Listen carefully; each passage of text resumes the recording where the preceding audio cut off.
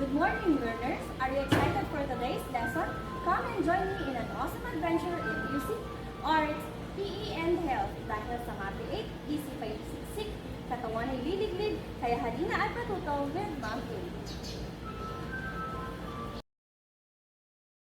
Music 8, Quarter 2, Lesson 4, Instruments of Korea. Our lesson objective improvises simple accompaniment to selected East Asian music.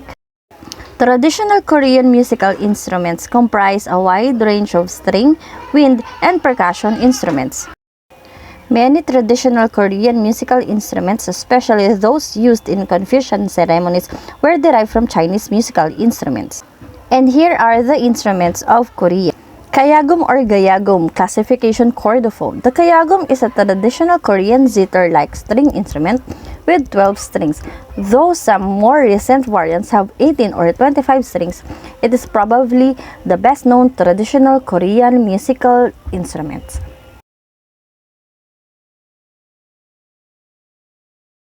And here is the Kayakum or Gayagum.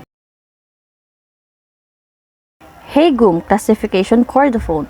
Haegum is a traditional Korean instrument resembling a fiddle. It has a rod-like neck, a hollow wooden sound box, and 2 silk strings and is held vertically on the knee of the performer and played with a bow.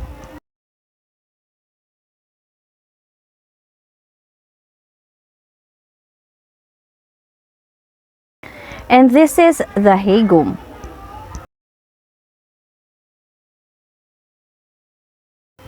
Gyumungo chordophone. This 6-string plucked zither is a traditional Korean stringed musical instrument of the zither family with bridges and frets. Scholars believe that the names refer to goguryo and translate to goguryo zither, which refers to the color that translates to black crane zither.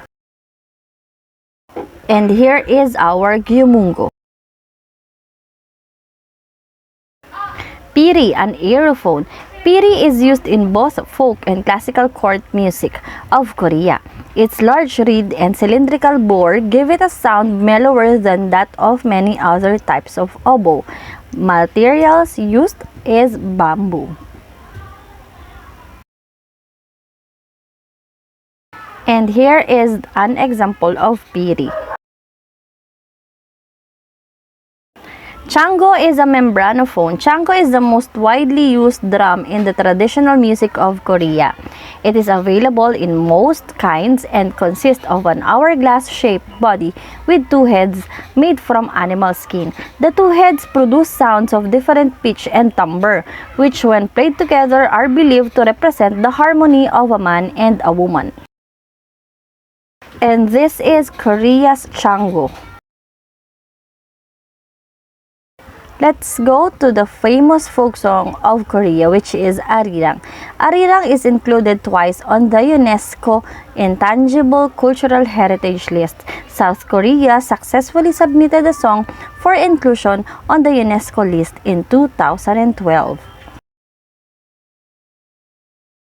Arirang is a Korean folk song used as a symbol for Korea and Korean culture.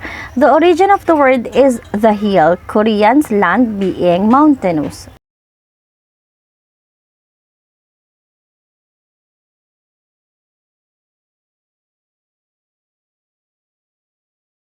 Arirang is a Korean farewell song with an emotion of deep regret is imbued in its rhythm.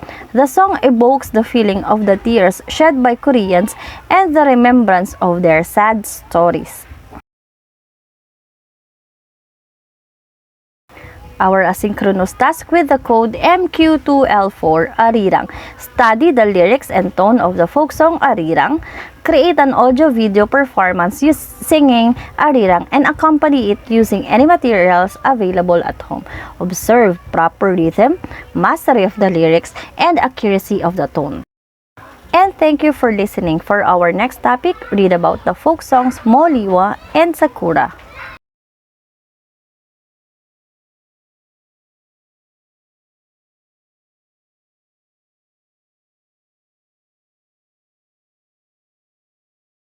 What an awesome adventure we had today.